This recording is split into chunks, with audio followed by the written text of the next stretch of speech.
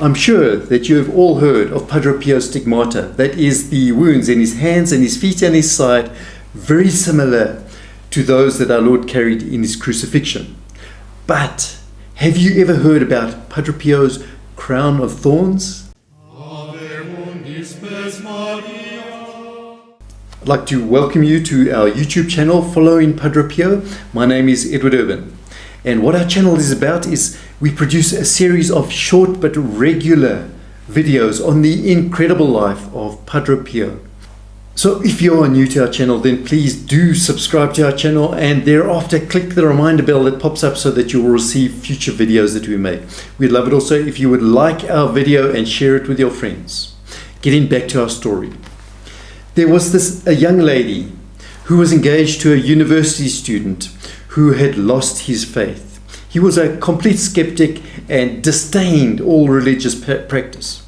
Well, as you can imagine, they engaged, so it was now a problem. She would not marry him unless he returned to the faith, and they argued about this incessantly.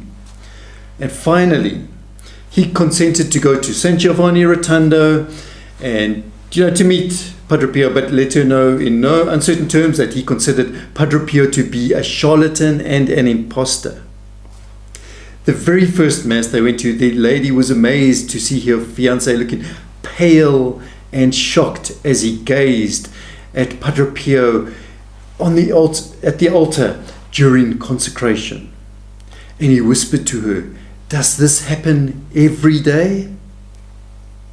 "Yes," she answered, not quite knowing what he meant. And then at a future mass, another morning mass, she saw her fiancé was crying like a baby, as she put it. And leaving the church, he explained to her that he sees Padre Pio on the altar with a knotted crown of thorns on his head and with blood running down his face. And his priestly garments, he said, they are illuminated and dazzling. Padre Pio looks like that famous painting, Ecce Homo, the famous painting of Behold the Man, in which our Lord has just been scourged at the pillar and is now brought out on a balcony, exactly like that. Her fiancé said that he was crying because he was in fact so moved to see that despite all the suffering of Padre Pio, he remained completely serene and peaceful. And in fact, the young man said he thought everyone saw the same thing, but it was not like that. So you can imagine now, the young lady was troubled and amazed. She did not know if he was being completely truthful or making this up, or was it an emotionally induced illusion that he was going through. She was not sure about this. After she had made her confession to Padre Pio, she asked Padre Pio if her fiancé had really seen what he had told her. And Padre Pio confirmed that it was true. Anyway, later on, the young man went to see Padre Pio in the sacristy, and this is how he told this is what he explained to Padre Pio.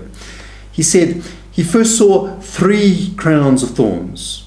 And then at another time, he saw what looked like a complete mat, a bonnet of thorns, as he put it, of the entire head.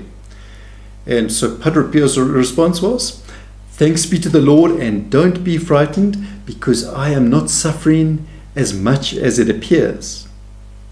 And then Padre Pio asked him to speak to no one about this, and gave him this advice. He said, "The secrets of God are to be guarded in the heart. The Lord loves you, and make the effort to always be faithful to him." That was Padre Pio's advice to the young man. Of course, the young man did not tell anyone, but his fiancée did.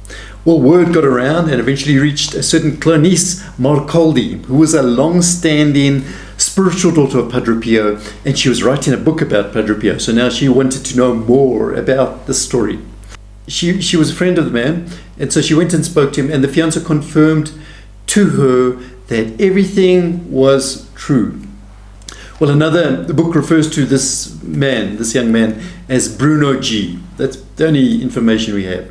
And the story concludes in a beautiful way. that Padre Pio himself married the couple. So obviously he converted completely by this experience. And just to add into this a little bit, Cleonice Morcaldi was writing a book, and she wanted to know the whole story, everything about it, if it was true. So she prayed about it, and then she went to Padre Pio and asked him if it was true. And Padre Pio replied, "And you doubt it?" So I'm not sure if that's a yes or a no.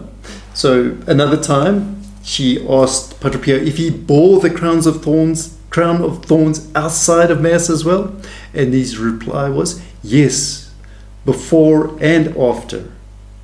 So somehow spiritually he was carrying this crown of thorns on his head, causing him intense suffering. Some future point she asked him again, "And which sins are expiated by the thorns?" Well, Padre Pio replied, "All sins, but in particular sins of the thoughts."